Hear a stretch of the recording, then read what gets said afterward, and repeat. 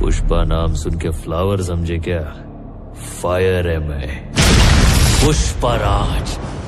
मैं झुकेगा नहीं साला। कपड़े हो या ना हो अपनी औकात सेम है। ब्रांड का ठप्पा आदमी के कपड़ों में नहीं होता, कैरेक्टर में होता है। मैं अगर इस हाल में भी कहीं जाऊं ना तो लोग मुझे पुष्पा भाऊ बोलेंगे, और तू निकल गया तो बिना वर्दी के कौन पहचानेगा तेरे को? एक कुत्ता भी तेरी इज्जत नहीं करे।